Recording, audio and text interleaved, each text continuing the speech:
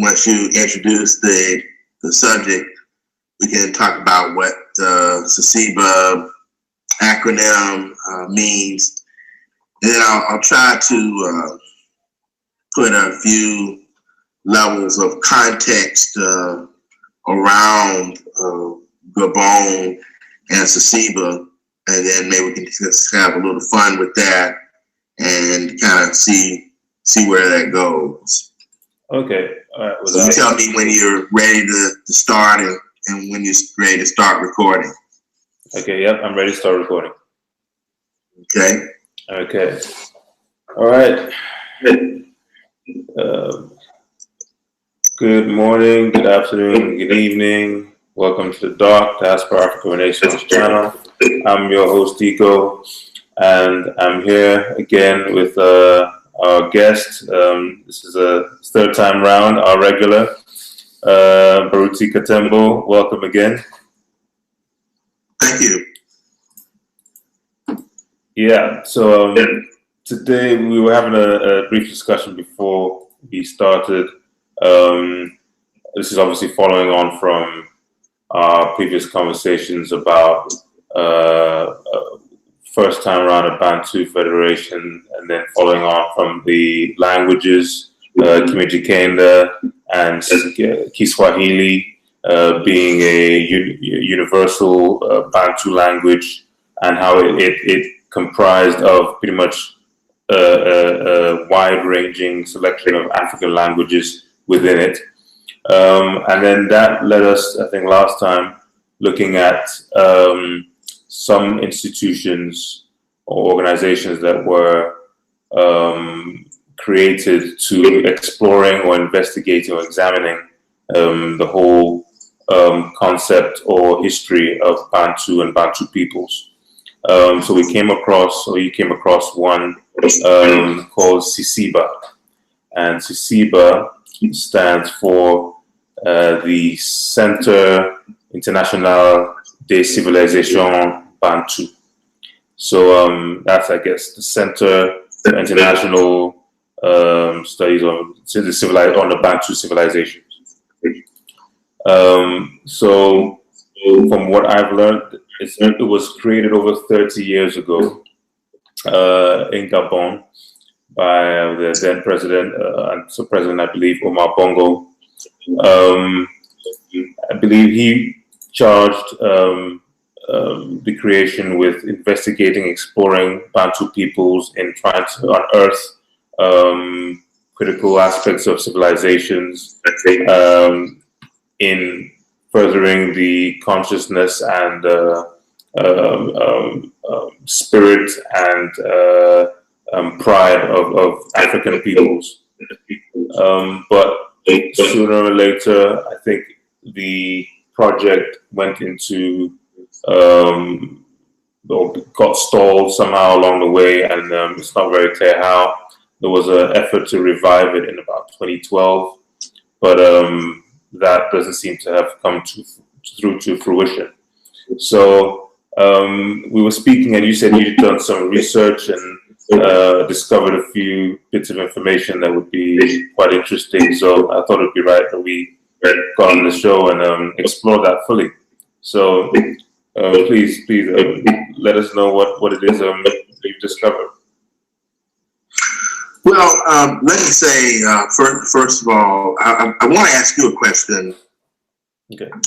I know that when you first started the introduction of the show, you had referenced Kiswahili, or as we had talked about in the previous show, Kimijikenda, as a universal Bantu language.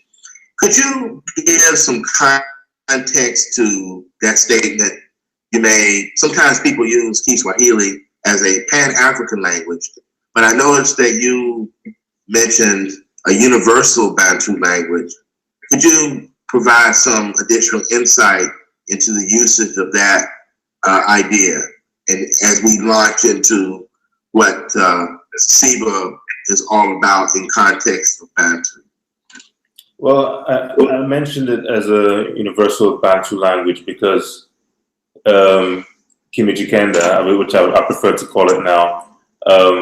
As we know, I think it means, as you clearly described, 9 kingdoms. So I feel it was an amalgamation of languages, taking into different accounts of people, sub-Saharan African people, Black sub-Saharan African people, and as such, if we are to reestablish a kind of Bantu federation of peoples, then that language would be key, because throughout the ages, all other languages that are being spoken around sub-Saharan Africa are just subsets of Kimijikenda or Kiswahili. You can find different connotations of languages and meanings and descriptions and phrases all within the origin of that language. So if we're trying to trace back to our origins, trace back to the original Bantu lineage, then that language would be a key to joining or unifying all other languages, with just pulling from different language bases, and some having to be adopted and not all adopted, but some adopted from each one, so everyone can have a kind of buy-in into the one language and have that adopted instead of their original language. So in this context, universal is about the idea of sort of touching people of African descent all over the planet, linguistically, or as a recognition of their linguistic and ethno-cultural heritage through the language, so that the word Pan-African generally means across the midst or residencies of African peoples, is now made synonymous with universal, that touches wherever we are on the planet. So therefore, the language and also the connotation ethno-culturally or ethno-racially or ethno-culturally of using Bantu sort of parallels that. Am I sort of hitting at a good starting point of how you reference the term universal Bantu language? Yes, absolutely. Okay. Well, thanks for that. Let me say this. I'm going to try to provide some measure of context to CICIBA, as you talked about it. Actually, as you mentioned, kind of a French-oriented acronym, Centre International des Civilisations Bantu. And I think that where this center had been erected in Gabon is very interesting. One is that, as we know, the capital of Gabon is Libreville, actually technically meaning the free town or free city. And I think that our start on this will be interesting. Back in the late 1840s, that's when this town was actually created or established.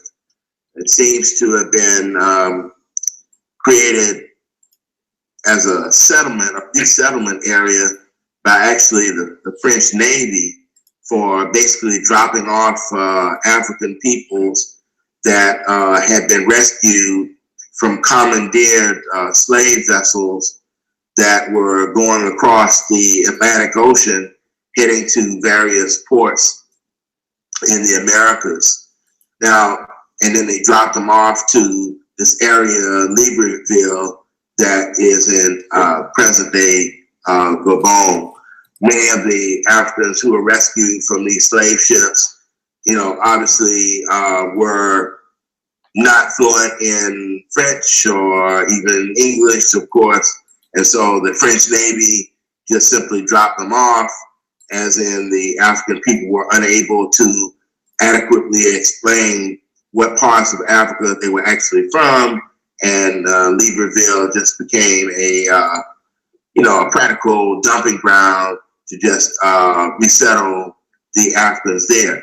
So we're actually talking about African peoples that had come from a variety of different parts of the continent, but were heading on slave ships to ports in the Western Hemisphere, Brazil, other places in South America, Central America, and of course the United States.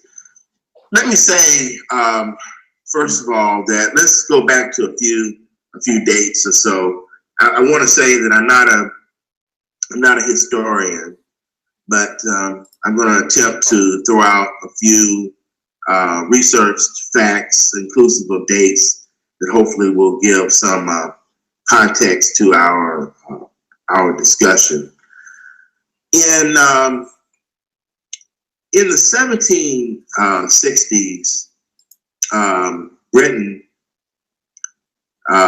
Britain's rumblings about some anti-slavery rhetoric sort of caused the United States colonists to be uneasy about staying underneath the British crown, with the possibility that the slavery of Africans, as was the case in the U.S. colonies, might be eventually outlawed legally by the British Parliament.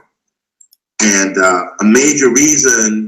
this became a major reason for the U.S. colonies to consider breaking from the British crown, because the whole idea was to keep slavery so that Europeans who were the colonial settlers, who were not necessarily from the British aristocracy, which Britain was the primary cultural hub of these colonists, they could maintain certain wealth and gain wealth to stay in the middle class or actually become a part of an aristocracy in the United States that they would not have been afforded if they stayed underneath the British crown. So the whole idea was to grow rich in the U.S. colonies, and therefore they felt like it was best for them to try to break with Britain and strike out on their own. The reason why I bring this up is because after the U.S. broke with Britain, began to attract other kinds of expatriate Europeans from different backgrounds other than a British background, and they saw that if they came to the new American free colonies that was now sovereign, that they might grow in their economic fortunes, because a number of Europeans that were coming to the new U.S. colonies were not of the aristocracy that they came from in Europe. Places like Holland, some places like France, Belgium, other places like that.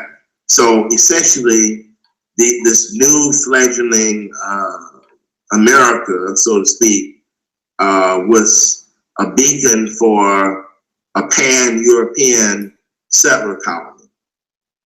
Now, this is important because in 1807, the transport of African slaves by British vessels were outlawed by the British Parliament, meaning that in British territories in the Caribbean, in South Africa, and in Canada at the time could still have slaves, but there could be no further import of African slaves by British vessels coming across the ocean from Africa.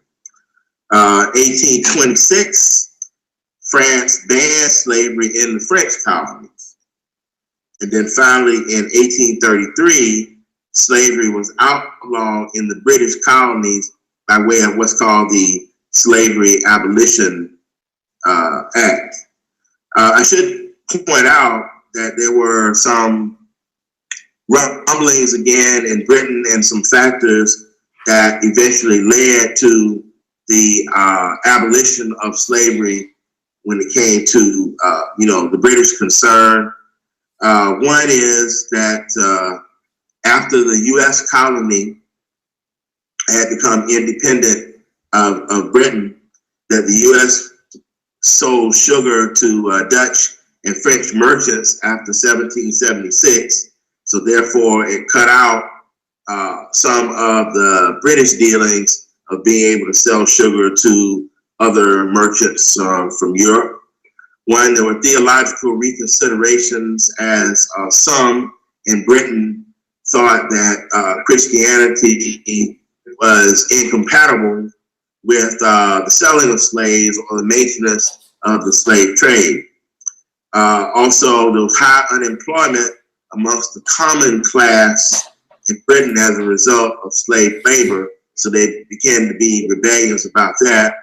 Also, there was parliamentary reform in terms of British structure, what they considered to be priorities or thrusts of the British Empire when it came to slaves, and also the slave revolts in many Caribbean holdings, like in Jamaica, for example, scared the plantation owners, and it also proved constantly the British colonial infrastructure and investment.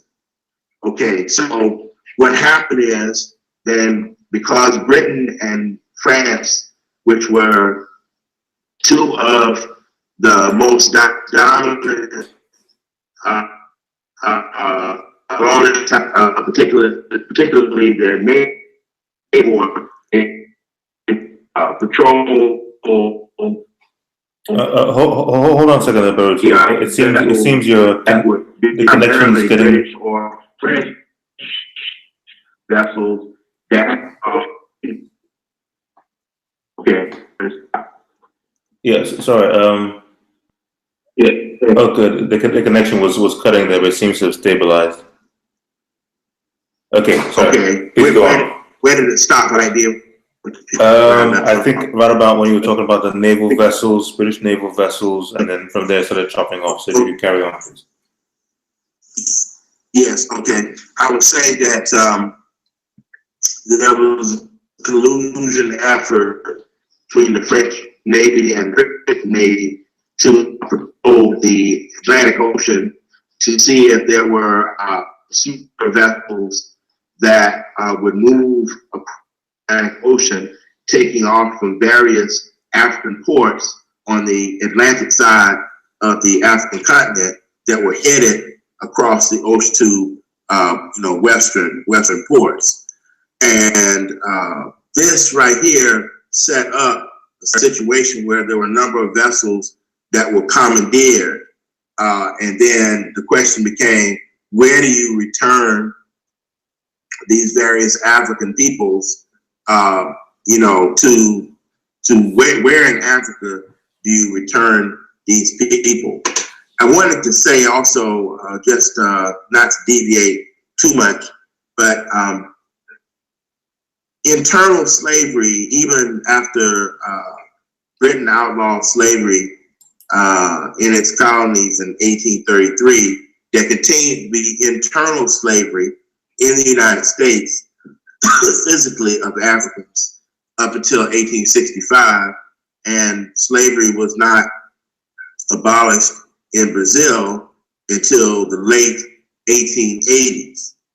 Now, what this meant is that because there was internal slavery in these two countries particularly, there was a demand for increasing and mobilizing the internal slave trade if you could smuggle more Africans in. So there had to be a ramp up of increasing the population of African slaves through sexual intercourse in Brazil and also in the United States if the slave trade had been ceased in terms of the import of Africans. So therefore, there was a market that was created through smuggling of slaves by boat into these colonies, even though it had been illegal. And so therefore, it should be noted that this then expanded the ability of the French and British navies to, to commandeer illegal vessels that were moving across the ocean to resettle these African peoples in Gabon. So let me just stop there for a second, and then we can try to go to a few other aspects, as you have perhaps some comments on what I said, and perhaps some other concerns that you might have thought of. Okay. Yeah, thank you for that preamble. Okay, so that brings us now to say CICIBA, and what can you tell us from your findings of the creation of CICIBA, why it was created, the period of that time, any significance, and the orchestrators of the creation of CICIBA at the time? Okay, well, just from my limited research and looking up some various articles and also some YouTube clips on the CICIBA, as we talked about, it was supposed to be a research center that would document the wide range and history of Bantu peoples and language in all kinds of facets: foods, dance, migrations of people across the African continent over time. I want to list that there were 11 countries that were supposed to participate in the maintenance of the research center. The countries were, of course, Gabon, where it's housed, and Angola, Burundi, the Central African Republic, the Comoros, the Republic of Congo, Equatorial Guinea, Rwanda, Sao Tome and Principe, and the Democratic Republic of the Congo, as well as Zambia. And we can see from that geographic description or presentation of African nations, that is a wide body of nations across at least the central belly of the continent, all the way out to, of course, the Comoros, which is an East African island. So I think that there is a recognition that Bantu is essential to the ethno-cultural existence, heritage, and history of African people and to the African continent itself. And according to an article that I'm looking at right now, the Gabonese Treasury spent about $19.7 million in U.S. currency on the development of the research center.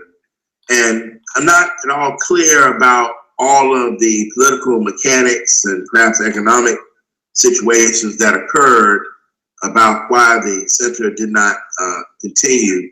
But the idea was that all of these 10 countries plus Gabon were to be involved in a joint economic support of the center. And I think that the fact that we don't have the center now as a functional entity, and that the center has been, sort of rotting away, really, rotting away and decaying for the past 30 years, is, I think, a travesty. And I think that if we can find a way to resurrect the center, this will go a long way in bolstering the archiving of our history. Yeah, as you're speaking now, I'm actually flashing a few images of the center across the screen. It was over a large expanse of land, it seems, where it was initially established, and it's the rules aren't even on. You can see the basic framework. It has two like spires or like elephant tusks for the entrance. It seems it looks quite grand, but it just seems. And here's another aerial view.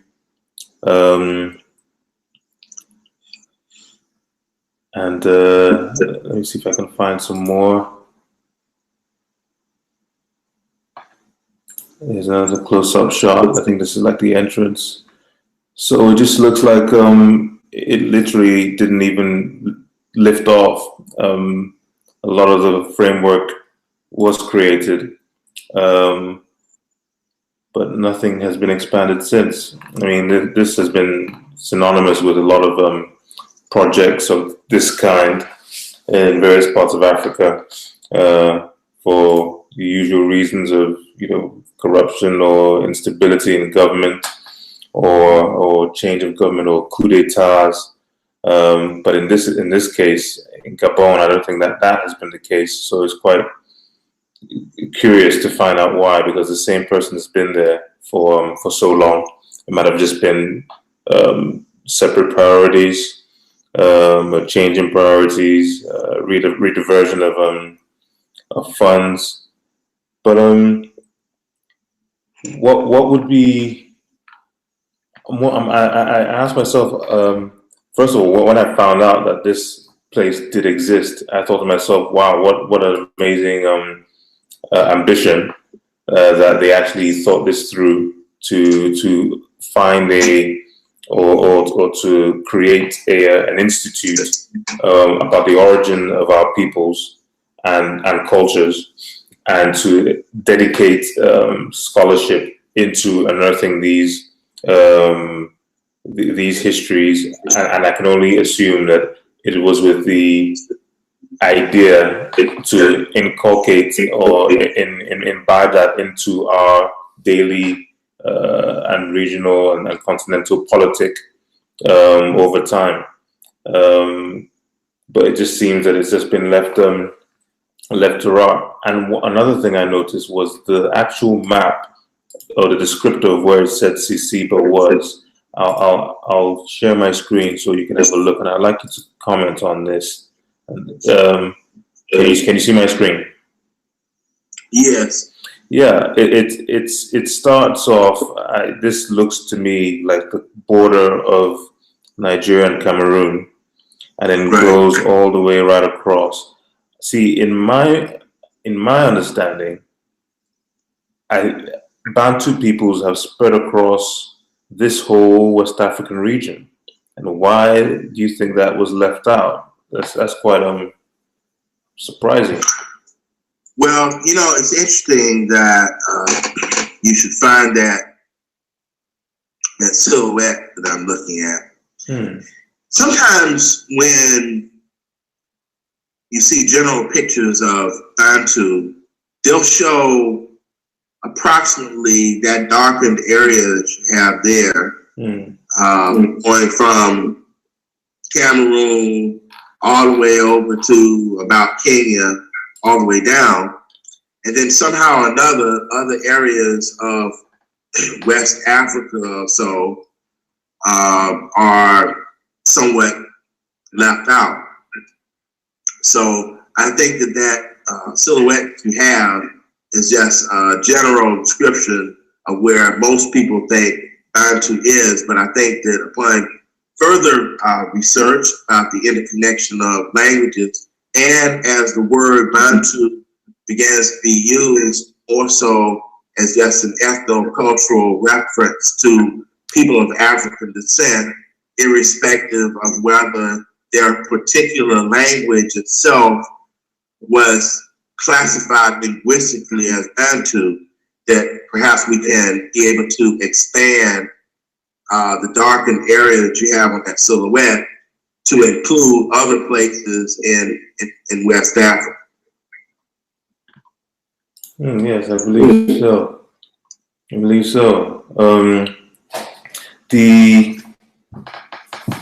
For example, let's see what happens when you go on your computer right now and you just put in Bantu or put in Bantu languages or just Bantu, and then click something that says images.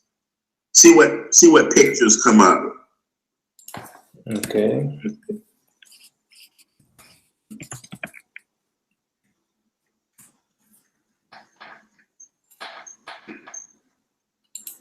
Okay, see that picture right there that has those alphabets? R, S, C, D. I think it's the third picture right there. Okay. See that? Yes. That's roughly the same darkened area that you had on the original silhouette. Okay. Yes, however, the area that's missing on this map, in terms of that which is highlighted regarding Bantu, is over where you have Somalia.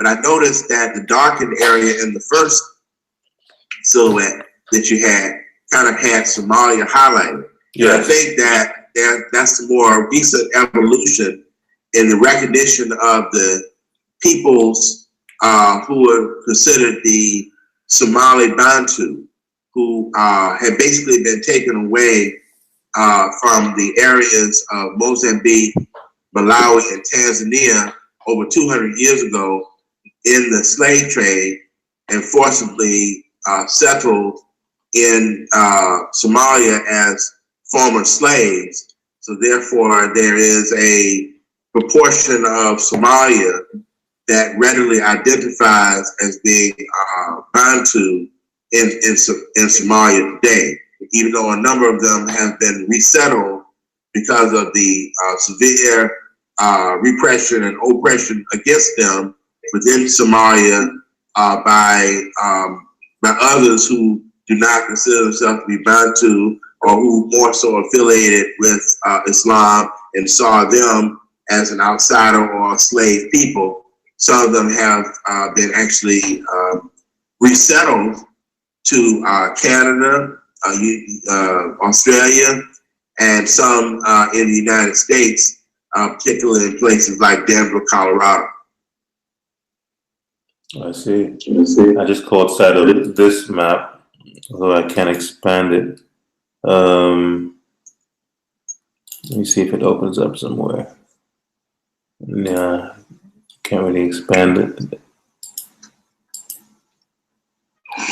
This shows more of what I expect, or I envisage, which is it covering pretty much the whole of the West African region, all the way down to Senegal. Right. Well, that's because a lot of times fair scientists have shown that these other languages in the far western region that you're pointing out now, as far as Senegal, have languages that are related to what would be considered, classical Bantu. It's interesting that, again, in many cases, the grouping of languages as Bantu had a lot to do with this idea that, some variant of the word Bantu or some variant of NTU or MTU, meaning a person, was the basis for kind of grouping these languages together as having sort of a common linguistic origin. But some of these other languages that are in the far western area that you're mentioning, like in Senegal, are related to the Bantu languages, even if they don't particularly have any variant of the word Bantu for people.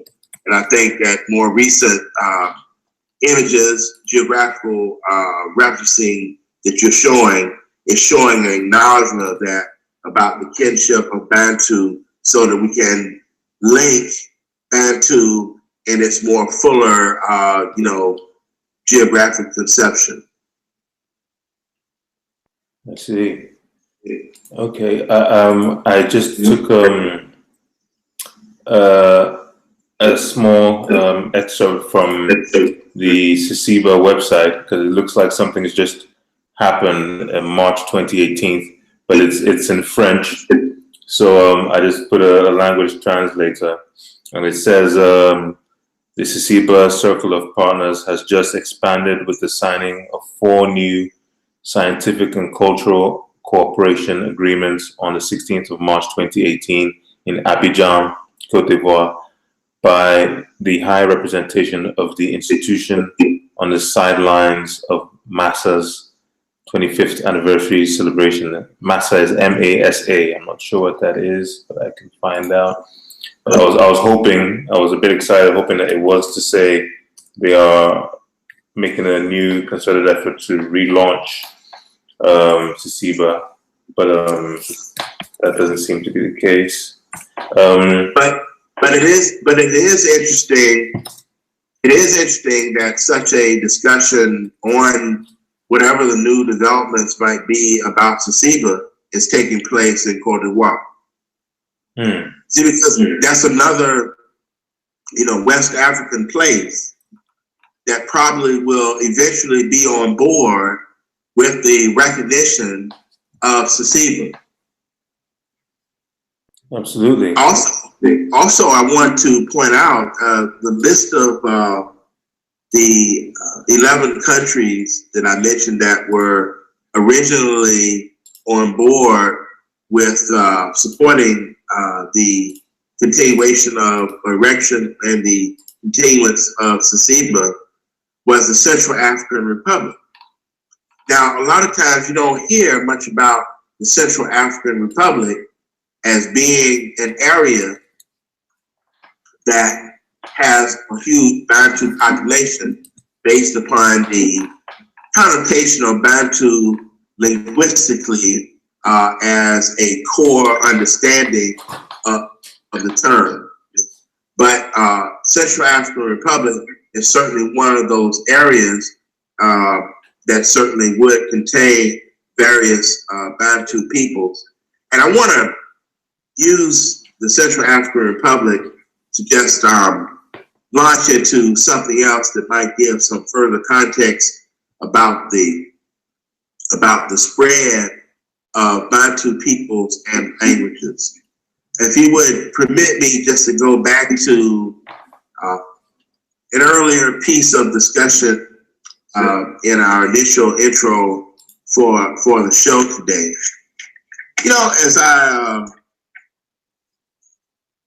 As I mentioned before about how the trade of African people, had been curtailed by the outlawing of the actual trade across the high seas by Britain and France. But it did not stop the appetite of the slave trade on the continent itself. In fact, once the Atlantic ports were kind of shut down in terms of the launch off of slaves, then we had, the selling of slaves in the circulatory of the continent, the interior of the continent, where African people are marched through the interior up to northern African countries, Libya, Morocco, over and across the desert. Okay, so an area like Central African Republic is an area not only where many of slaves coming from the south of that were tracked through, but also an area that is definitely drained of population even today, and it's never recovered based upon the heavy drain out of African people that were killed or captured and sold into slavery as they were marched further north across the Sahara Desert into northern Arab-oriented North African countries. I wanted to say that, along with the fact of the slave trade also being spiked and ramped up going eastward, so that when the ports are shut down on the Atlantic side, they just kept on going eastward, you know, through these areas like Malawi, Tanzania, Mozambique, so that the whole thing, as we had talked about in a previous conversation, about the need for, you know, ivory tusks. That was most important, and I don't think we should forget about that. That was a huge commodity, as the men were needed to move the ivory across land spaces all the way to the coast, and then you know, the ivory was transported across smaller waters than an ocean over to the Arabian Peninsula. It should be said also that, again, a lot of women were taken to be concubines and harems in Arab countries. Some men were taken as eunuchs, you know, to guard the harems. The major function of the men that were actually taken were either to be people who were conscripted into, you know, Arabian military service, or to be guardians for harems, but primarily it was to make them tusk donkeys to move the ivory across. So there's a huge demand for ivory and a huge demand for slave labor to move the ivory.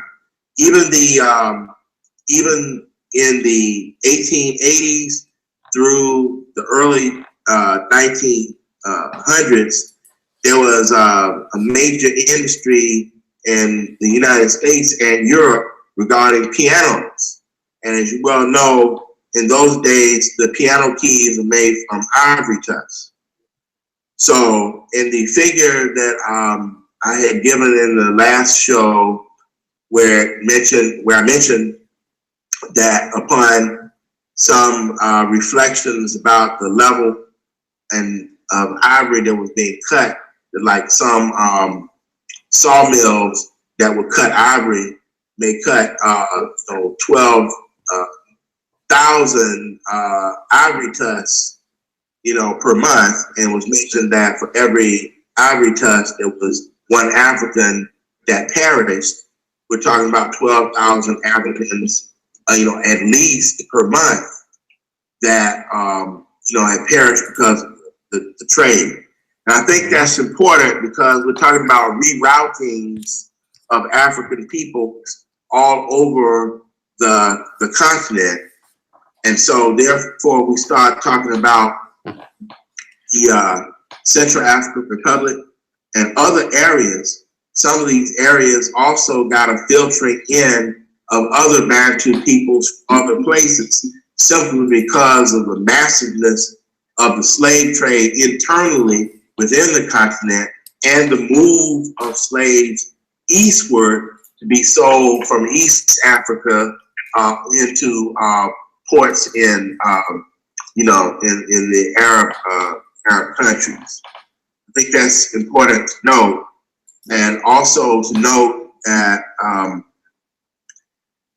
that some of the groups that would be heavy participants in the burning of villages and the capturing of various African people, as I mentioned in the previous show about Ruga, which is basically gangs of what I would call African thugs and mercenaries who usually work on behalf of Arabs, slave trader chiefs, and the associated interests of all of them, were basically a significant, you know, force in the capturing of these various African peoples and how they were distributed to different parts of the African continent for slave markets.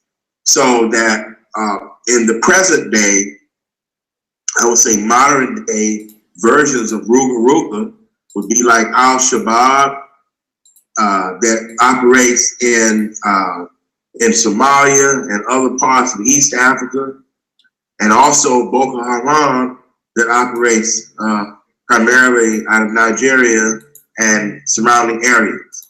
These are modern Ruga that were, responsible for various mass killings, all kinds of mayhem, taking people prisoner, and that day selling people to various slave concerns, primarily, at varying points, selling various African peoples to Europeans and to Arabs.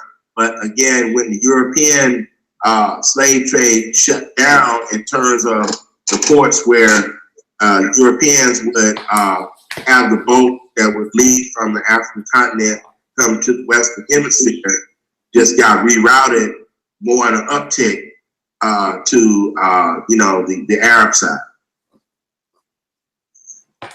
It's interesting when you mentioned about the Ruga being or more Boko Haram and Al-Shabaab. I was about to say Al-Shabaab. Al-Shabaab being a more modern version, carrying on the same in the same terms as back then. So, I mean, what do you feel about the inclusion of Somalia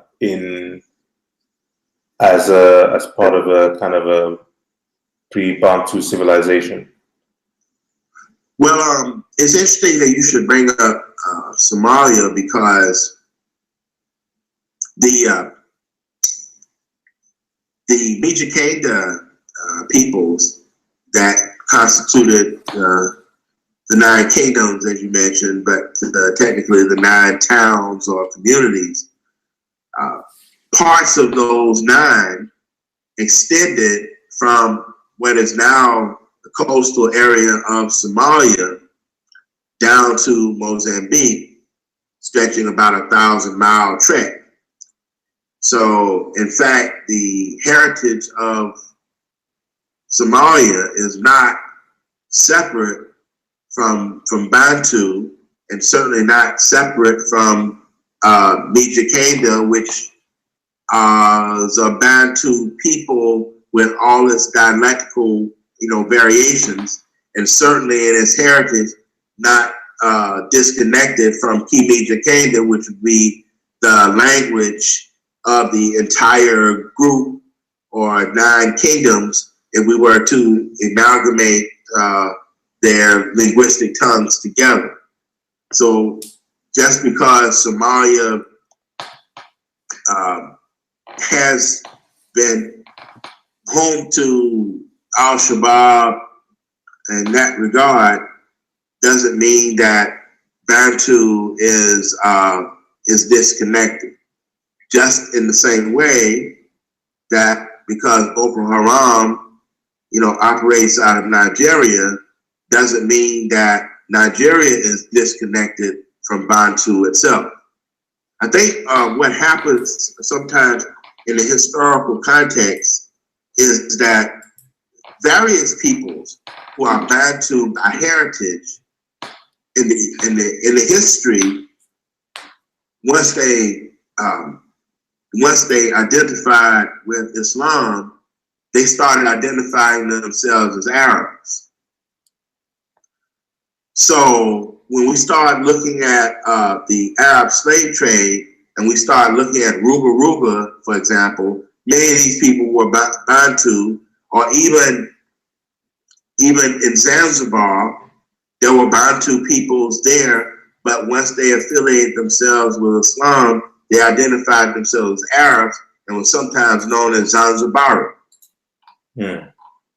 So I think that has to be, looked at by scholars, perhaps who are in those areas, to look at what does it mean for people, or Black people, or African people, to identify themselves ethnoculturally in the historical context before the, say, imposition of Christianity, Judaism, and Islam, about who we were before contact or context with those particular, say, Abrahamic faiths.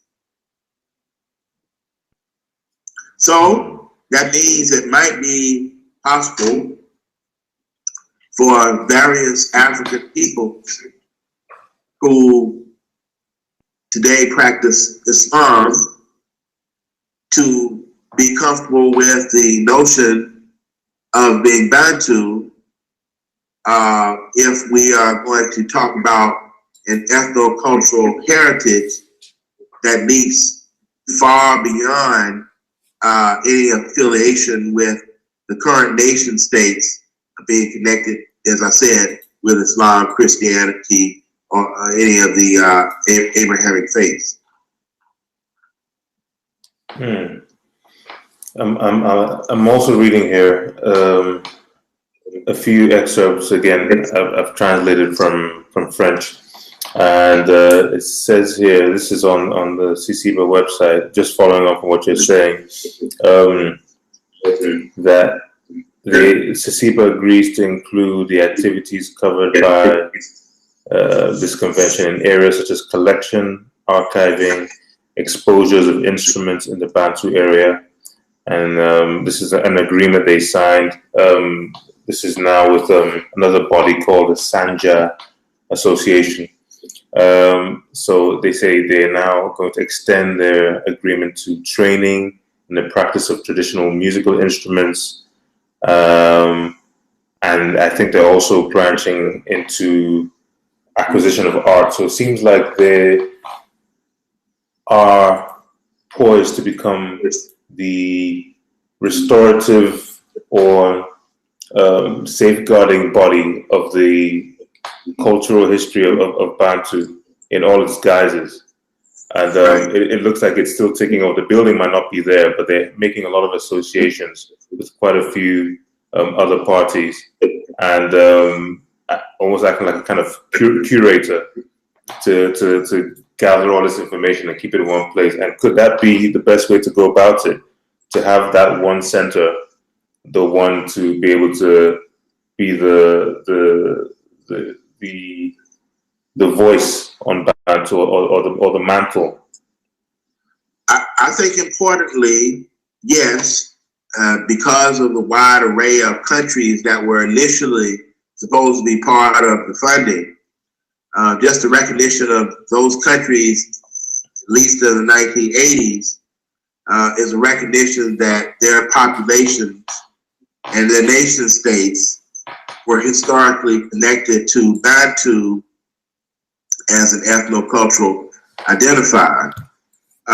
Also, one of the things that I'd like to mention that I think is very significant again about Gabon is when we mentioned in a previous conversation about the Kingdom of Congo, spelled with a K, K-O-N-G-O, which comprised the Republic of Congo, Brazzaville, the Democratic Republic of the Congo, Kinshasa, Angola, and the fourth country was Gabon. Now that's significant because that area that comprised those four present-day nations represents a major portion of the African cultural influence on the United States prior to the 20th century, and prior to the mid-20th century. Everything from the rudiments of jazz, blues, and gospel music to African culinary techniques that were found in colonial America, which would have been the mid-1700s and before, to the very inception of the colonies. Just to show you, even though Gabon and Angola and the Democratic Republic of Congo and Republic of Congo are not the same nation states, but collectively represented the area known as the Kingdom of Congo. Did you know that the last slave ship to carry a large body of Africans that docked in port in the United States with a slave ship called the Wanderer. And it had surviving 409 African people. It docked in the United States in Jekyll Island, Georgia, near Jacksonville, Florida, in 1858. And this vessel was coming from Angola, Southern Africa.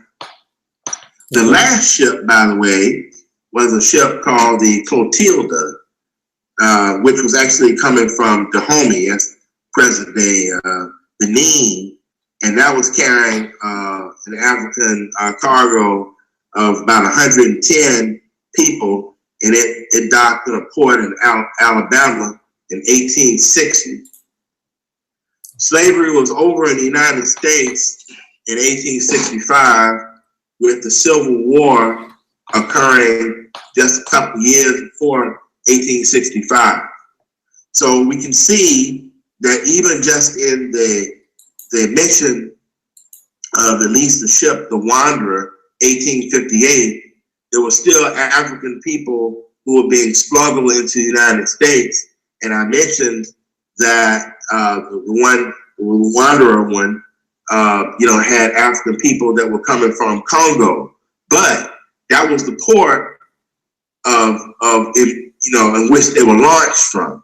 So that means that you had African people who were coming from maybe in Angola, but they were coming from other areas too, perhaps as far up as Gabon, which was one of the 4 areas that was part of the Congo Kingdom.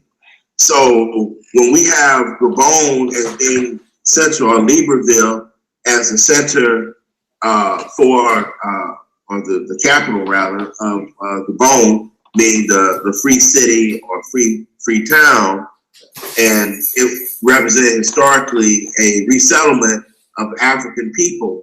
That is Pan-African itself, in the sense that the resettlement of these different African peoples who were rescued from these slave ships came from a variety of different places in Africa, not just where Gabon is located now, but probably as far as Dahomey, Benin, Nigeria, into the Congo itself, down to Angola, over to Mozambique, Malawi, Zambia, a whole variety of places. So to me, it's fitting in certain ways that Bantu, representing the linguistic sourcing, basically, of African peoples in general, and the ethno-cultural anchor, would find itself having a research center that would be in a place in which there was an amalgamation of different kinds of Africans who were resettled there. If we trace the ancestry of many of the probably present day inhabitants. And I think that's really important, because there's been this misconception that because of the ports, especially or predominantly on the western coast of the continent, that a lot of people assume or they presume that they were from there because they were taken from there. But as you just rightly pointed out, they were carried over large distances, thousands of miles, from as far as East Africa all the way through to West, and yeah, so it's really highly untraceable if people are trying to just trace it back to the point of no return as to their origins, but it goes way beyond that. And another point that I wanted to pick on was, you say as close as 1865, was it, that there were still slave ships operating? That the last one to dock in port in the United States, at least on record, was a slave ship called the Clotilda in 1860 that docked in Alabama. Even though the physical trade was illegal in terms of across the ocean. But, you know, people were smuggling, you know, African people into the United States. The prior one that I mentioned in 1858 was a ship called the Wanderer that docked in Jekyll Island, Georgia, which isn't that far from a major metropolis, Jacksonville, Florida. You know, I think I just wanted to take a minute to, you know, to mention that, you know, the internal ramp up of the circulation of slaves, African slaves in the United States, there was a wide redistribution of slaves because the actual trade had been ceased across the high seas. There was a additional internal trade within the United States of moving African peoples, you know, to and from various ports within the United States. Something we should be also, you know, mindful of is that there were lots of ports, as you mentioned, you know, the slave ships leaving on the Atlantic coast of Africa, all the way from Senegal to Nigeria to ports in Ghana, all the way down to Angola. But there were also a lot on the East African coast as well. Now, people might wonder, well, since you had these large amounts of slaves that were taken across the ocean to the Americas and whole countries erected that have a black population as a result of the import of slaves into the Caribbean islands, into South America and the southeastern United States particularly, what happened to, conversely, what happened to the large numbers of African people that you would think would have been in the Middle East, which seemed to be small in proportion, given that the slave trade was just as massive, if not more, regarding the Arab slave trade? Well, first of all, many of the men that were tusk donkeys were castrated upon reaching, castrated or killed upon reaching the East African shores, because most of their utility was already used up. The whole idea was to have them to be tusk donkeys, to bring the tusks to the shore. Many of them died from the exhaustion and miserable conditions and beatings that occurred, but some were actually taken to Arabia but were castrated. So that cut down on the ability for reproduction. And then, you know, the women were taken for, you know, for sexual use in those countries. But in some cases, some of the male children that would occur, many of them were castrated as well. So there was a control factor to make sure that the men did not populate. So there were more women, in fact, that actually physically were brought to the Arabian countries, but more men were actually brought to the colonies in the Western Hemisphere, because the whole idea was to have slave labor for agro crop growth, whether it be, you know, tobacco, sugar, or production of cotton. But in the Arab countries, it was primarily, like I said, for the tusk donkeys to bring the tusks to the shore of East Africa, where the Dow boats, DHOW boats, would take the ivory to ports on the Arabian Peninsula, and also for women to primarily be part of the harem, and as another measure for children to be taken for for use as part of the pedophile market, because you had lots of buyers in these Arab countries that want little children as part of a pedophilic market. That's something that doesn't get talked about very much, and people shy away from discussing those issues. But man, Black people are just used, man, as part of the slave trade as just animals. Yeah. And that's just the truth of it. Yeah. Yeah, and a lot of despicable acts, and it is under discussed, the input and the participation of the Arab world in it initially, and every focus has just been on the transatlantic for a long time, and I wonder why that is. I really wonder why that is. Actually, it's just almost been swept, and I know it was before, and probably maybe time has passed. It was so long ago, and there weren't as many available records. Perhaps maybe that might be it.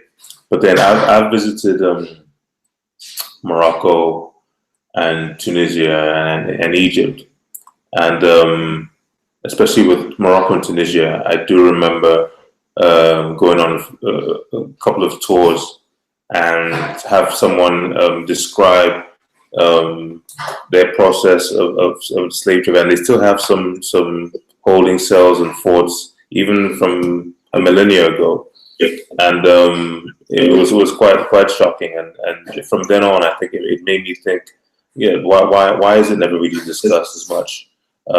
People are quick to cite the need or the desire to get reparations from Western countries, but always ignore speaking about Arabic countries. Is it for fear of causing a conflict because they're living alongside each other in the same continent, just one hemisphere away? I don't know. Do you think that has something to do with it? Yes, I think that has something to do with it. I think another issue is that the African American population, along with various participants in the Caribbean, have given world attention to the Atlantic slave trade. The civil rights protests of the 1960s in the United States, and that imagery, bringing up slavery and rights that Black people did not get in the United States as a part of apartheid, legal chattel slavery, drew attention to slavery as it would be in the Western Hemisphere. Also, there have been many Europeans who have written books about slavery. Slavery was abolished in Britain and France, and they talked about the reasons that they abolished slavery. There's been so much writing about that, but there's been no apology for slavery that I can think of in the Arab world. In fact, as I said before, when the Europeans stopped the slave trade from their angle, it didn't mean that they didn't believe that African people were inferior. But I'm saying when they stopped the slave trade, it continued regarding Arab. See, this is why when you had the whole partition of the African continent by the European powers, in the 1880s, and different European groups were going to take the colonial mantle of these different African areas. One of the things that Europeans had discussed was how to drive out the Arabs as part of the slave trade. See, when people like David Livingstone were in Africa, he witnessed the horrors of the slave trade in the 1860s and 1870s. So who was engaged primarily in the slave trade on the African continent? It wasn't physically in presence Europeans, it was Arabs. So the slave trade was so massive until that's why Europeans thought that what they could do is they could try to engage what they call the 3 C's: Christianity, commerce, and civilization. They thought that what they could do is they tried to promote Christianity into Africa.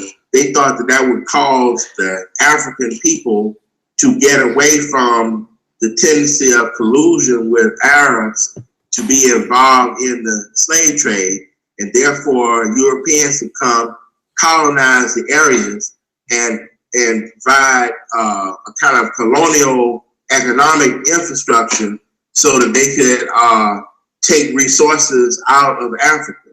So by the time that Europeans colonized these African areas, their whole idea was to drive out the Arab.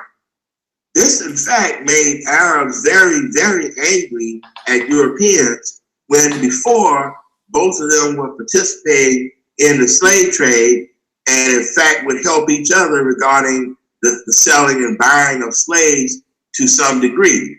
And when Europeans forced them out of Africa, they were very, very angry about what Europeans had done, and in some ways have vowed to continue to attack European countries because the Europeans had crippled their economic infrastructure.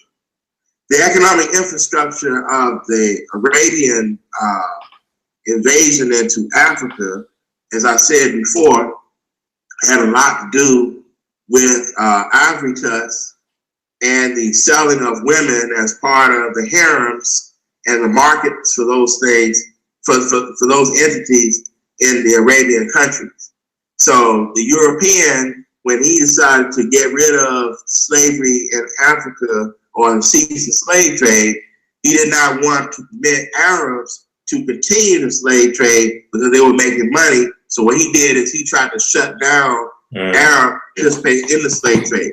This is why this book that you were kind enough to list in the previous show, where I listed 25 articles and books, you know, dealing with the intricacies of the slave trade. If you notice, one book was called The British Navy versus the Slave Traders.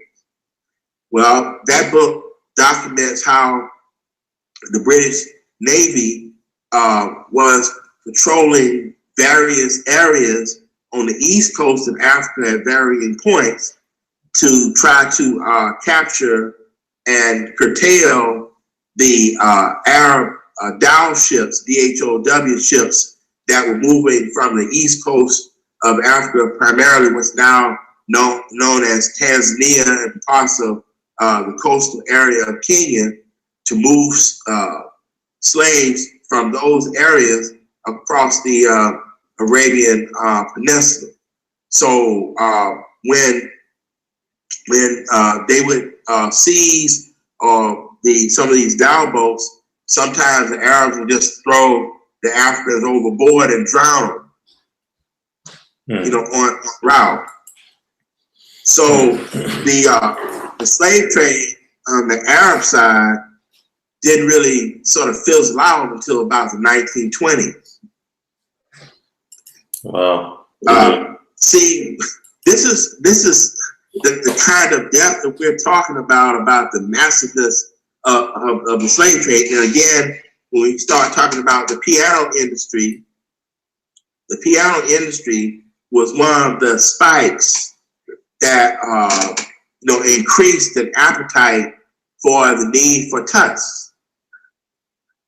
So you know, African men were used to, African men and women, but African men particularly, to move the tusks from one part of Africa to another where the tusk could be corralled and then moved off the East African coast, particularly, and then sold in various markets in the Middle East, and then sold to buyers from Europe and the United States who needed ivory to supply for parts of the piano.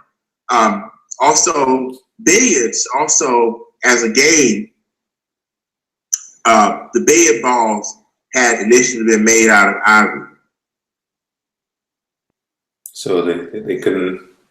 So there weren't enough camels and donkeys. They had to use human beings. It's just despicable. Well, actually, it's interesting that one of the reasons that donkeys were not used, and it was everything being a caravan on foot to move the tusk, is because any attempt at using the donkeys were usually killed by the tsetse flies, which were prevalent in the areas over the land passage where the ivory was to be moved.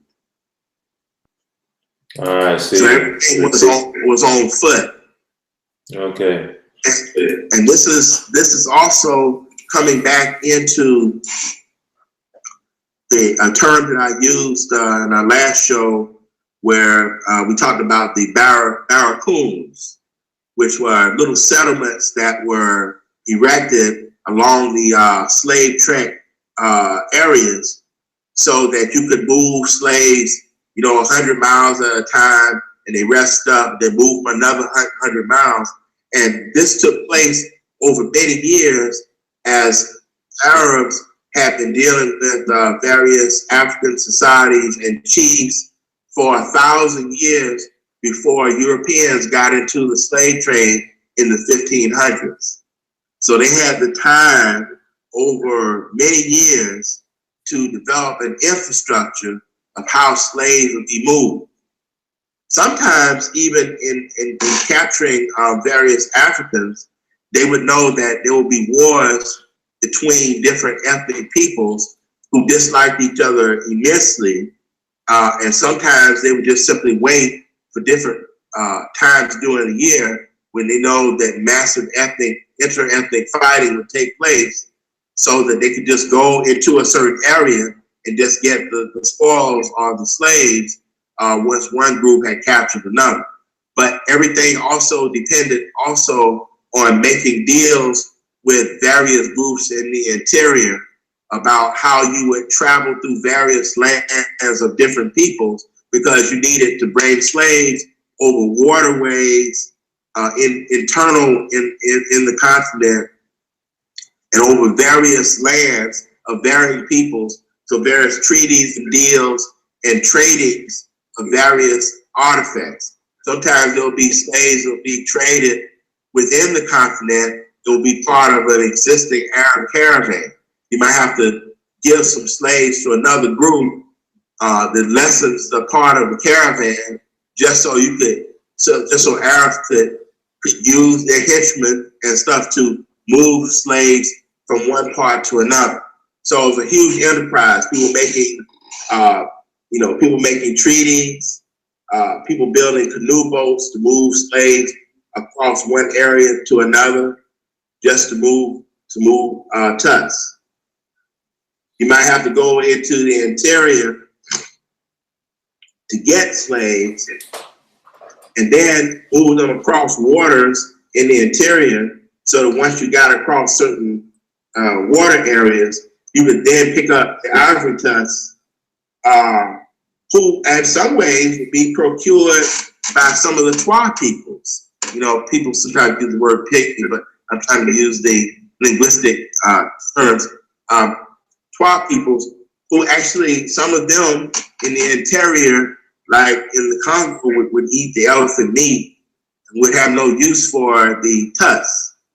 So getting into some of their areas were very, very tough, because some of them lived in tree houses, some of them lived in smaller confined areas because of their size. So, you know, you could find yourself in varying traps. You know, they were set for elephants and other things just to march in there, or somebody hit you with a blow dart gun or whatnot. So various traders and everything made deals with them that, you know, if they could, you know, kill some of the elephants for the meat, could some of the traders come in and bring slaves to move the tusks. And so therefore, you know, they, along with massive other groups, were part of this complete complex network of how the slave trade operated. Everybody had their parts in how the trade would be, you know, moved along.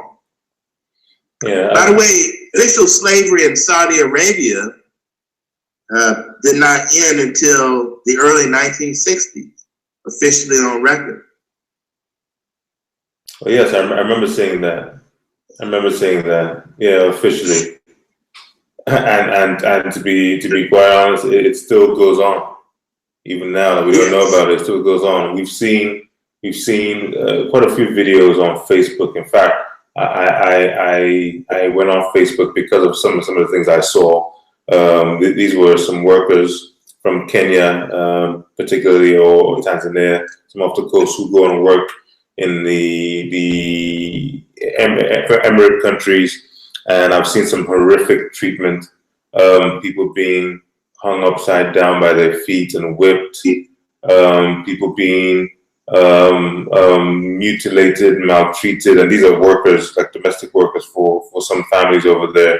Some being raped, molested, and it's just the same kind of treatment. I saw one too many. I literally just went off that social media platform for a while, because I thought, you know, this has now become almost pornography. The fact that this is just shown so often. Yeah, it's despicable, and I wait for. Well, I was about to say I wait for the leader or the president that would actually voice this concern and actually put it to one of the Arab countries or the Arab League for this apology or admittance, because it's never come. I remember was it the president of Somalia at the time? This was probably around 4 years ago, when there was an incident on news that got to news about this mistreatment of a domestic worker, or a few people being killed in Saudi Arabia. And then it got to the news, and then, so it wasn't Saudi Arabia, one of the Emirate countries, and it got to news, but then the actual president from the country where his citizens were killed was in that country meeting them, and they had a press conference, and he didn't mention it at all. He literally had a press conference. It was in the news, was trending news that his citizens were being killed in that country and being mistreated, and he met with that president. They held a press conference and did not mention it. I'll find out who it was probably for next time, but that was just despicable. I did a show probably last year called "The Annexation of Africa," a two-state Africa, meaning that obviously, as we saw that map of Bantu being sub-Saharan, that part has almost just become to be accepted as being Africa, but we don't look or actually question the origins of them being there, which inadvertently leads to the slave trade and leads to conquest and conflict and wars over time. But I've always had this feeling, and there's evidence to show that they are not in concert with the wider body of Africa. Having a separate entity, the Arab League, is a clear indication of that as well. And I don't know if it's apathy, if there is some kind of control, or there is no one who really sees it. But finding out about CICIBA made me have a belief and hope that this body, once commenced and fully fleshed out, could become a rival body representing the true African depiction, and in that sense also now have a better conversation about which Africa we both want. Because right now I believe sub-Saharan Africa is not being represented, not being given its due dignity, has had no apology. I mean, to share the same continent without even addressing that history is a slap on all our faces. That's what I think. Well, you know, just something that you, as you were speaking, is something I reminded myself of. You know, the word that was a derogatory term that Afrikaners used against Bantu peoples in South Africa or Southern Africa, the word kafir. Oh yes, that's an Arabic word for slave. Yeah. Right. Yeah. Right. And so, in fact, sometimes in many of those societies, just to see a black person was to be synonymous with a slave. Every time you saw an African person, it was the term Abd, ABD, slave.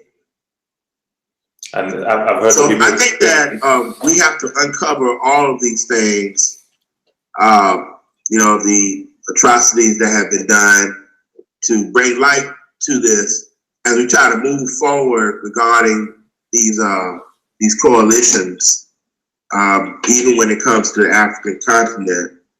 And I don't mean to speak for you in terms of my making sure that I have a proper understanding of the sentiments that I am getting, but I wanted to know from you, were you suggesting that since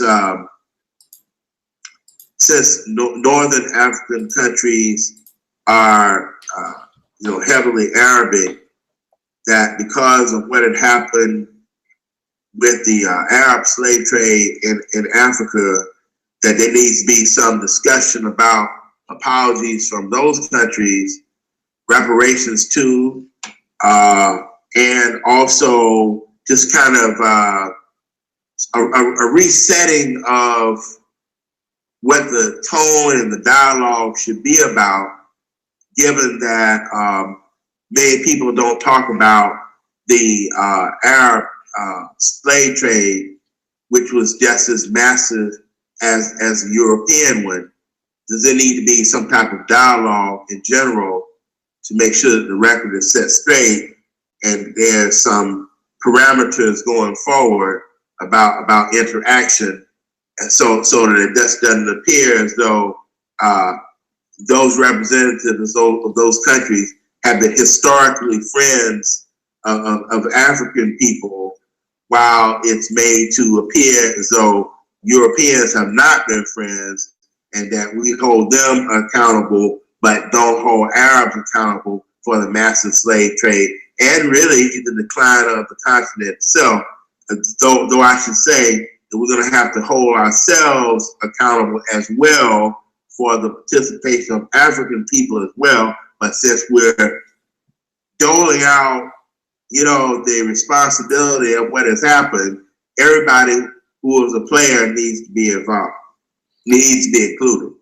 Absolutely, and especially with the more recent events of slavery, one in Libya, and even across some parts of the Arab, as you call it, the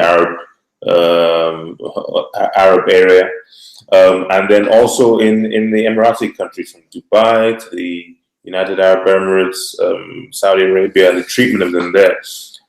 It's widespread. It's widespread, and it's not being discussed.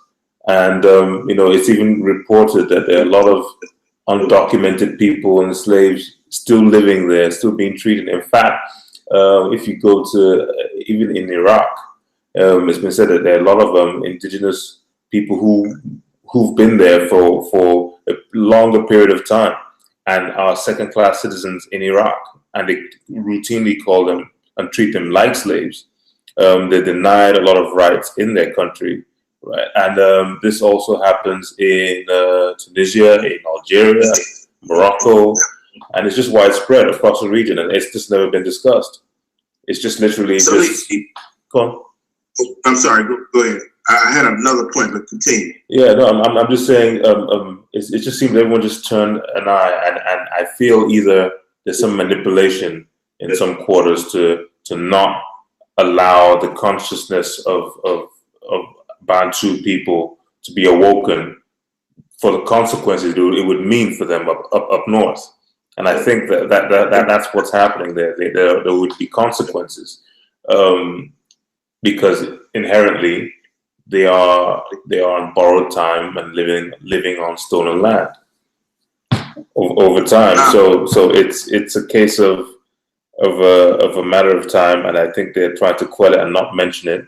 I know Muammar Gaddafi was the only one who really tried to reach out, but I even question what the motives were. But he's the only one who had more of a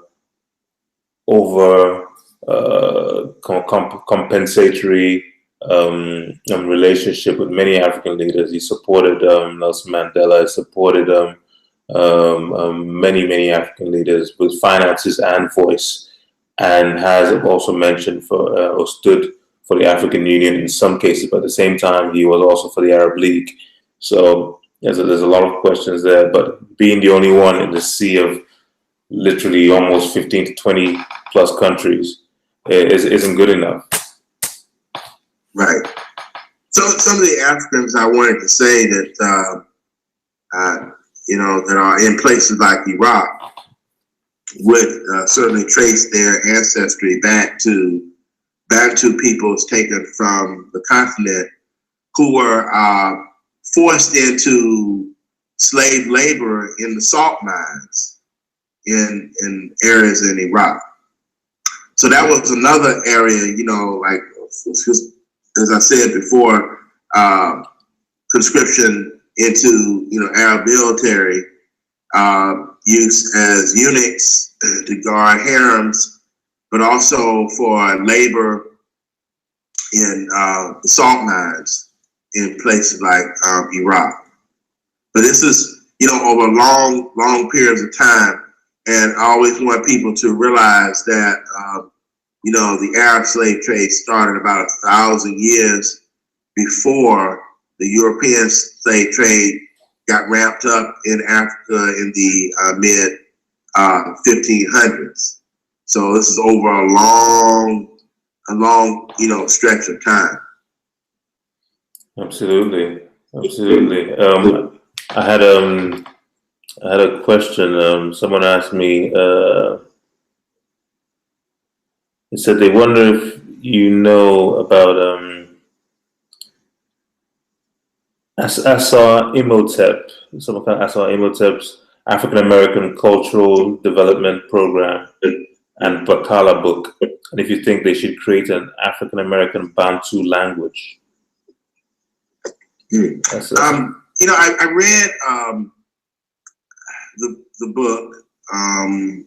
It's a very good book, actually. The Bakala of North America. I think a few times I have contacted him by email, has spoken to him, and the book basically acknowledges the idea that the African American population in the United States probably needs a Bantu type name or an African name as an identifier of our ethnic group.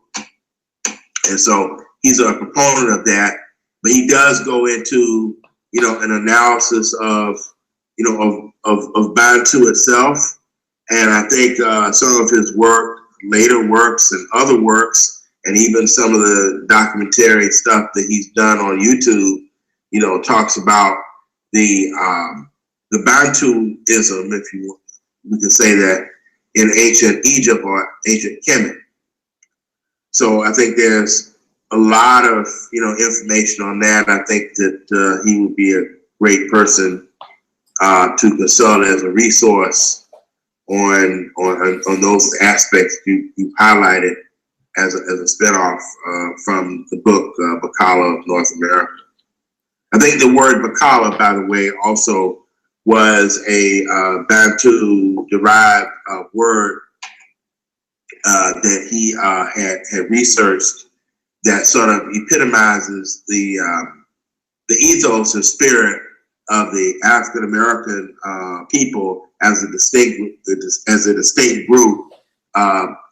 Using I think the word Bacala, if I remember the writings of the book, talked about resilience of sorts, and that was an ethos that he wanted to project, and that the word Bacala would be a namesake for African American people as an indigenous linguistic term for our ethnicity.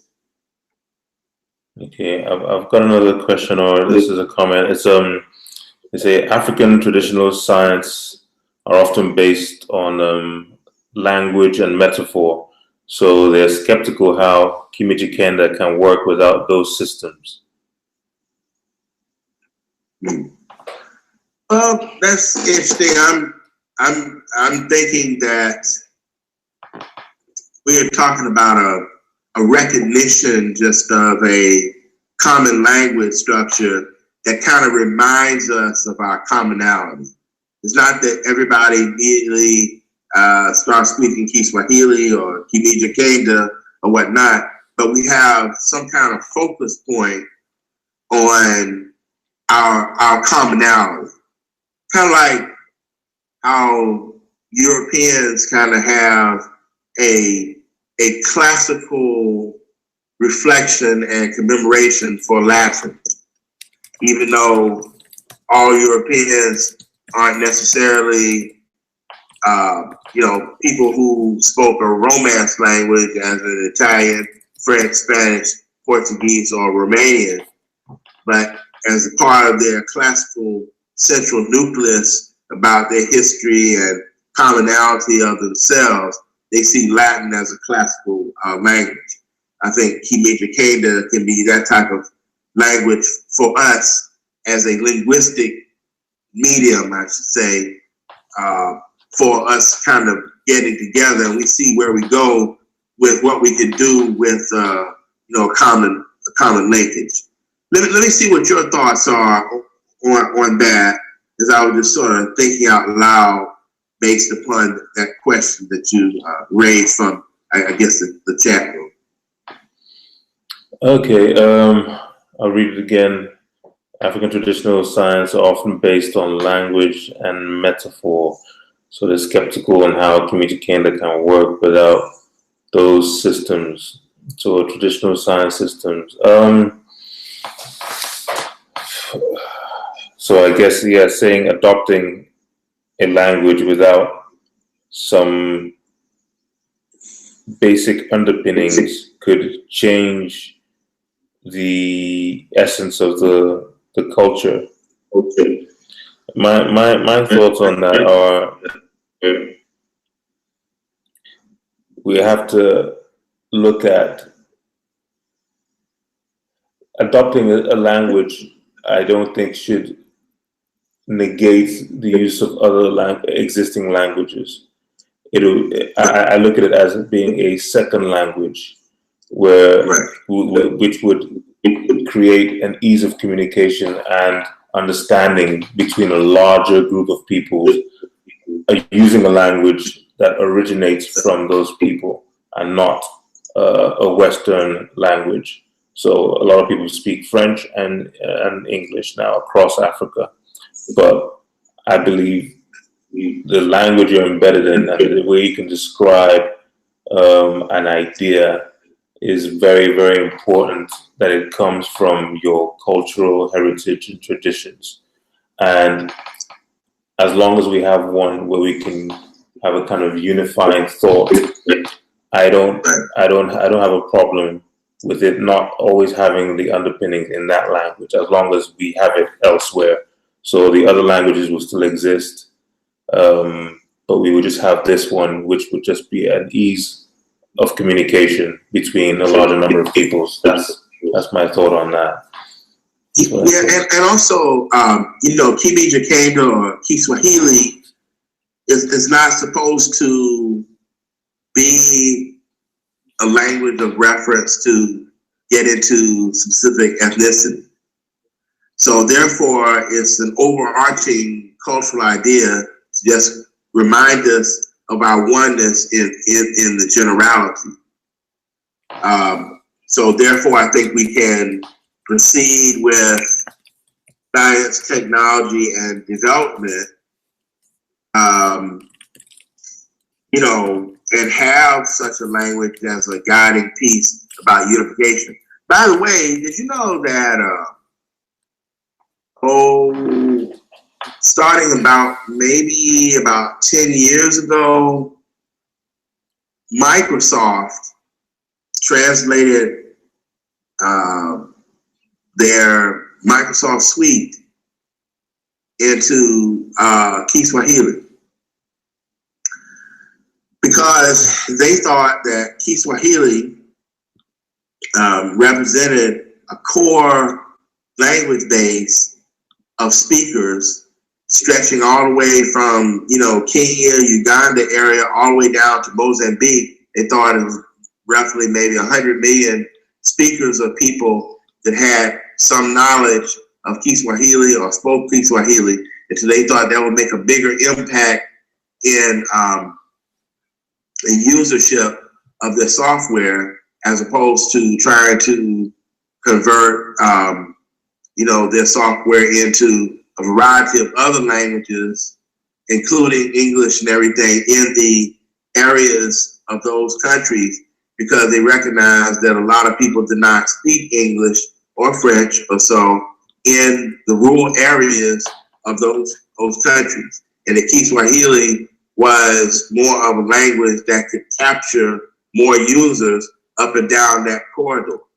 In fact, why don't you, on your computer right now, why don't you just type in under Google, type in Microsoft Kiswahili, Microsoft Suite, something like that, and see what article comes up. Just to show you how, you know, a Pan-African language can be used or operated, and that's an area of science and technology that is utilizing the language overarchingly to connect up with people from a technological perspective.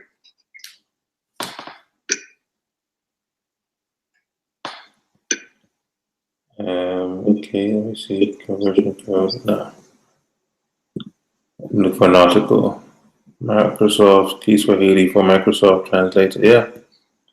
2015.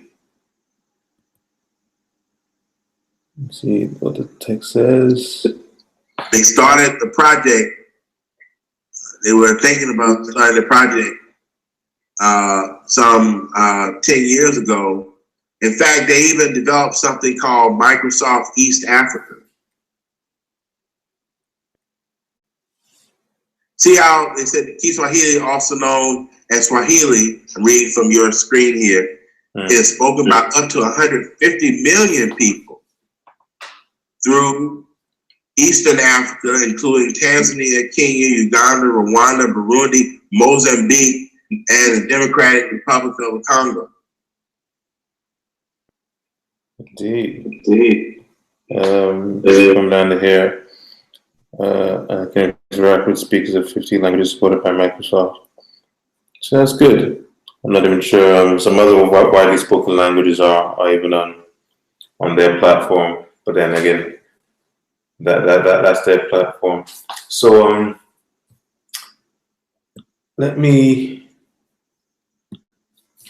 go back to because the topic is reviving CICIBA. In a way, in my mind, that's also reviving a Bantu nation, a Bantu federation, a Bantu people's Right. Existence. And also for the diaspora in general to be able to be, in some ways, reconnected into contemporary research on themselves, as well as ancestral research, as we use Bantu as a basic category and caption, so to speak, for looking at us as a whole people before colonial borders. And also that would mean before these diasporas, were created, over the Western Hemisphere and into the Middle East. It just gives us kind of a common point of discussion, a common point of being, a common point of ethos. Absolutely. Okay. I'm just trying to see if there are any other comments to ask a question. More like, I will be reaching out to CICIBA after this and seeing that there's been some activity in the past, the past month from March. Looks like there's been some activity. Nothing about reviving the actual complex or institute, but there's been some activity by the organization. So I'll be reaching out to them to put these ideas and to see where they're going and what their standpoint is with regards to a Bantu association, or are they just merely trying to preserve the history for posterity? So I'll be putting that to them, and hopefully to be able to get them to come on and do a show with us. And hopefully, if I do manage to pull that off, then you would also be involved to put some of these questions to them. And yeah, I don't know if you have any last words or last thoughts before we close. Well, again, thank you as always, for prompting a medium of discussion, for these types of issues, like CICIBA, that sometimes may not get as much attention as it deserves, but I think that it's important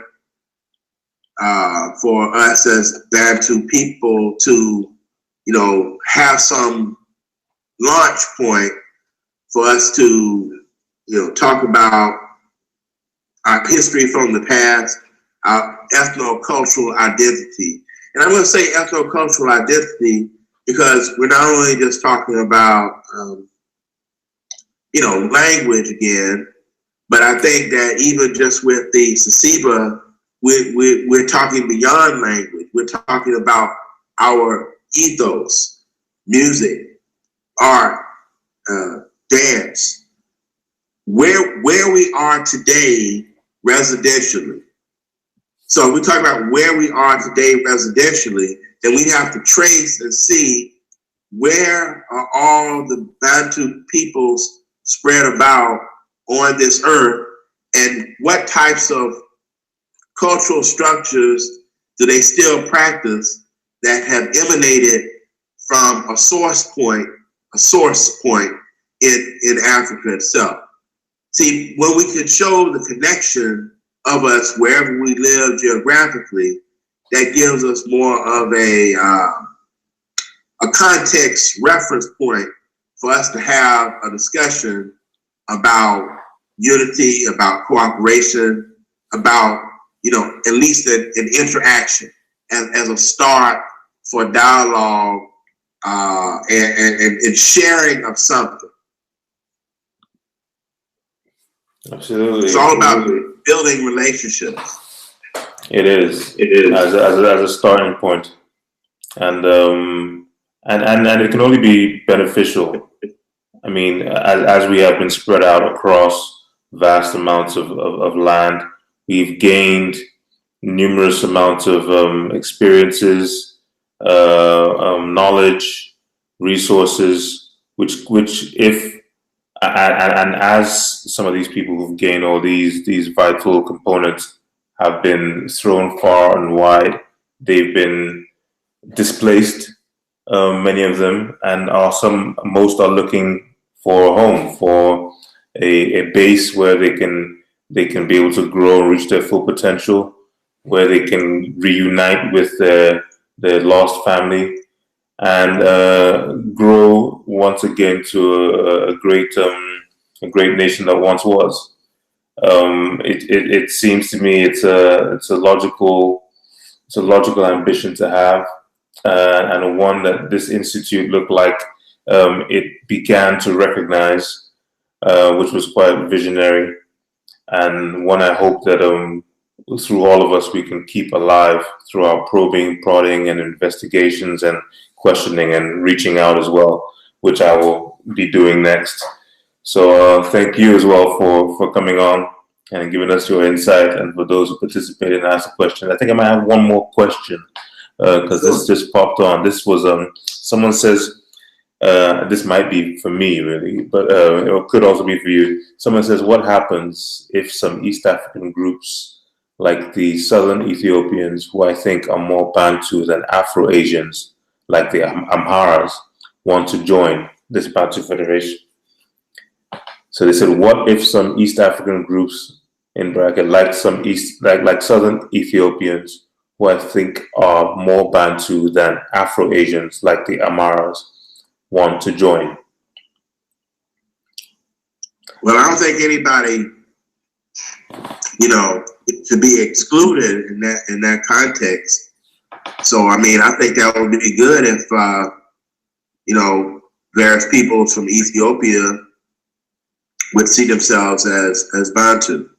Again, some of the work I think that, people like Asar, Imhotep, and others have done to show that, Bantu actually was the basic language structure in Kemet. Certainly would have implications to, an area like Sudan and eventually, Ethiopia. That they can't be, far away, so to speak, from some kind of connection with Bantu. Again, as we're looking to, evolve the term to talk about the ethno-cultural heritage of African people, period. We expanded it beyond just the language, but like I said, the cultural identity and ethos of us as a folk before, colonization. I think that would be good for more peoples to recognize a shared heritage underneath the framework that, again, Bantu just simply means people or human beings. So I see this as significant if people in Ethiopia would see themselves as Bantu as a general label, in much the same way as, hopefully people in Nigeria, as an example, on opposite sides of the continent, could embrace themselves in terms of the use of the term Bantu. Indeed. Oh, they've come back. There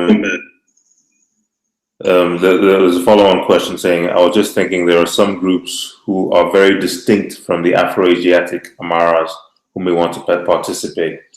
Well, and in my thinking, I second what Baruti just said.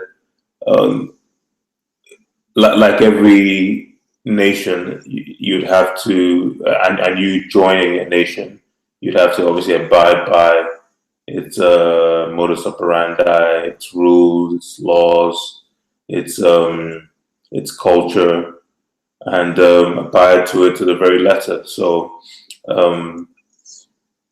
there is precedence for what Bantu peoples are, their heritage, history, culture. So it's a case of being accepting, but not being or allowing to be infiltrated and corrupted. Is what because this is a more of a restorative project to restore the essence of a peoples, rather than to amalgamate a number of new concepts at the beginning anyway, because their growth and their existence was interrupted and destroyed at some point and dispersed. So it would, at the first instance, be a reestablishment, and then who knows from there what would happen. But what we clearly know is Arabic culture is not part of what Bantu heritage is. So people from Ethiopia who share those split allegiances and would want to join Bantu would have, I believe, and this is my opinion, to make a choice. I believe they would have to make a choice, and what that entails for them would remain to be seen. I'll come up with another question just before we go. What do you feel about and this is for you, Baruti, what do you feel about the indigenous peoples of Australia? I mean, the black ones and not those $5 Indian types who claim Aboriginal status. Someone's putting a tongue in cheek. Well, I think that when we go back in time, we'll see that the population, obviously, the populating of Australia, or what now is Australia, indigenously, came from people who left, the African continent. So in all likelihood, the indigenous peoples of Australia way back when are African. Obviously, everybody really is coming from an African, background. And so they certainly would be a part of the Bantu structure. Yeah, absolutely, and not even just Australia. I know there's Papua New Guinea, and there's some islands off the coast of India where the Bantu peoples there are still intact. In fact, they are protected. Tourists are not allowed to go to that island or some islands where they live for fear of contamination through disease or infection. Someone else just mentioned Vanuatu as well, or Vanuatu. Also has those people. They're far flung across the Pacific, a lot across the Pacific. And some of them don't have much of a status now. And this kind of Bantu nation or federation would bring all those people under one fold. The Andaman Islands is another one that was mentioned. So these are largely unrepresented people, or still protectorates of other Western countries, which gives them no dignity and gives them no coverage or no means of expression of their own culture. So, and I think we as well could learn from what was lost from Bantu heritage, from what they still practice, as you mentioned earlier, what they still practice there that we might not have. So there's some study to be done or to be had. And I hope CICIBA as well takes this into account and expands their scope of research to include all these peoples, those who have modified their culture in a different setting, and how it's changed, where it came from, because we all need to learn from each other and to be able to distill that essence of who we are that we've lost. And I think when we get to that point, that is when we now establish a sense of self, and we now know how to project ourselves into the future. Every group of Bantu peoples that have left the continent and have been either forcibly resettled on their own, or just simply a product of, migratory procedures, have taken something from Africa and have modified it to suit their current residential space. And in that regard, the reassembling in terms of assessment of what has been taken, what has been learned, as you alluded to, will give us I would say, a larger lens and a larger library for archival purposes of studying the essence of the African.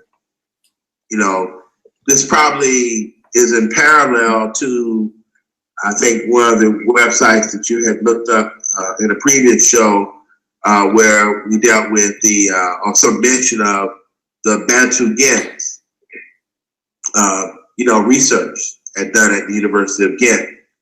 Yeah, in Belgium. The scope of that, and this is mostly done by, a European university with scholars from around the world, is in fact, I think, some of the things that you're talking about, but housed in a more Afrocentric sourcing regarding who we are as a people and what we took to other places, what we learned in other places, and the amalgamation of that will tell us about ourselves now, in the past, with some possibility of some directions that we could go into the future. And also the reason that we would point out some of the errors that we have made as a people is so that we don't remake the same errors in the future.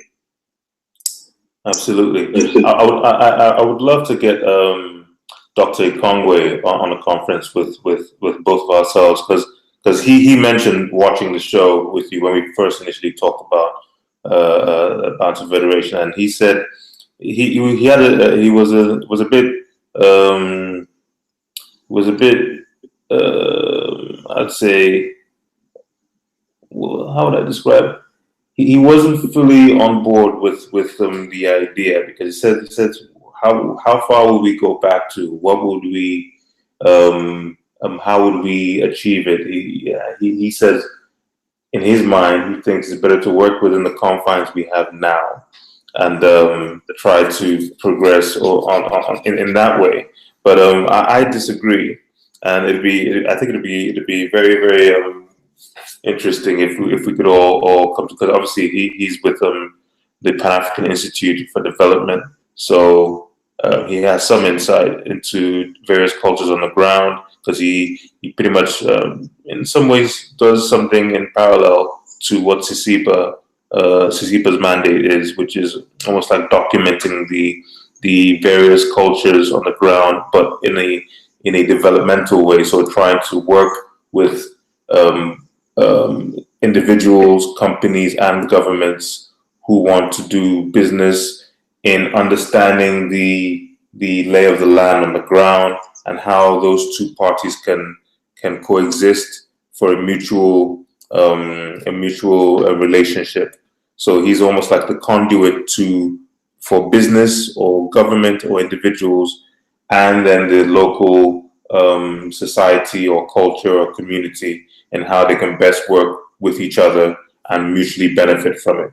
So I don't think he's looked at the lens of Bantu as being that unifier. But I hope we'd be able to speak with him and for us to really, flush out a lot of means by which that can happen, which I believe it can happen. Well, I look to having a dialogue with him as well, because I would say, just in reaction to the sentiments that you provided, that obviously, he might be looking at Bantu as, well, why are you going back to an earlier structure than what is housed in terms of today's parameters?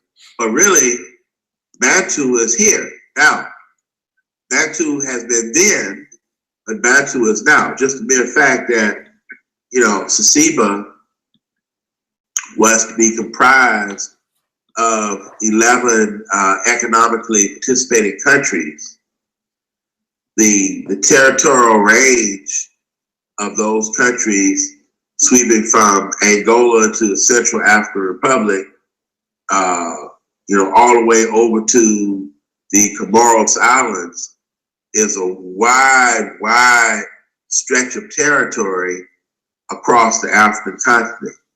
So the mere fact that you have got, a model that needs to be revived, true enough, but that model is here and now. And I think that maybe, hopefully upon his visit to the subject of CICIBA, he would see that the Bantu is a vehicle that we should be able to do something with now. In fact, the fact that even Microsoft decided to use Kiswahili as a medium for their Microsoft suite, and they thought that it stretched or had a market reach of, I think they said 150 million on the screen that you showed, shows that the use of a language, in this case a Bantu language, would be some type of unifier, and we're even talking about business development, technology, etc.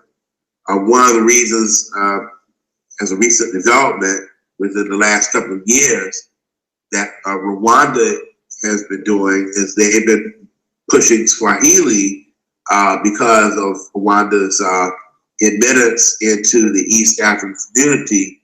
They want to make sure that they're not left out of the loop as the language continues to grow and the language continues to be intertwined in that region for business, commerce, and other expanding ventures.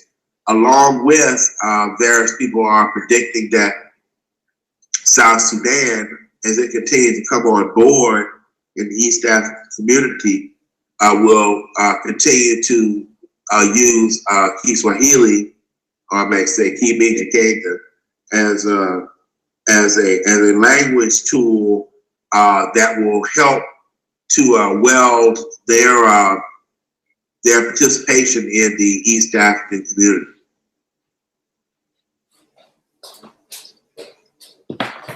Yes, I hope so. I hope so. So, what country is Dr. Okeke from? Cameroon. Okay.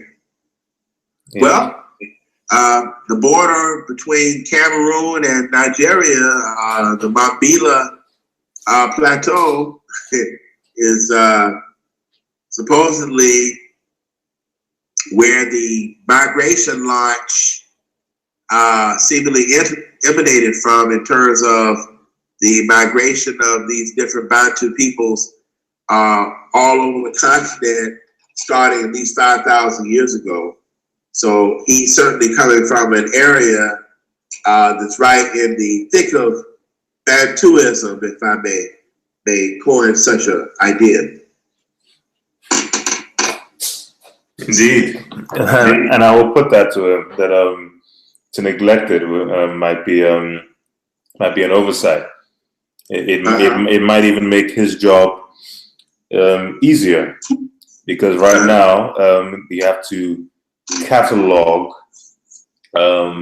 each and every community's specificities on an individual basis, whereby if you go over that and use the unifying or underlying similarities across a larger region, it might make you get to the core of who people are and the core of what unites all of them together, rather than looking at the tentacles that have spread out from that. I feel getting to the root of every issue, every problem, or every person is the key to understanding them, the key to having more fruitful relationships, and that's something I hope he'll come to see. But yeah, I'll ensure that. I'm sure he would love to come on and share that. So go ahead. Do me one favor on your end of things. I want you to put in Google I want you to put in Bantu Fest and then put Chicago. Bantu Fest.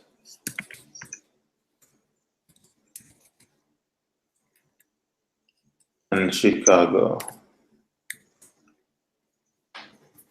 Okay, let me show it on my screen quickly.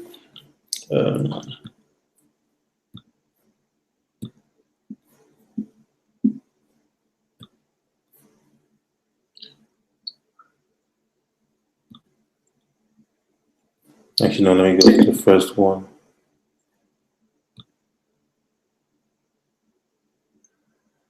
Yeah, for some reason, I had read about this festival, but it's they used as a unifier to bring together a lot of different cultures of African people.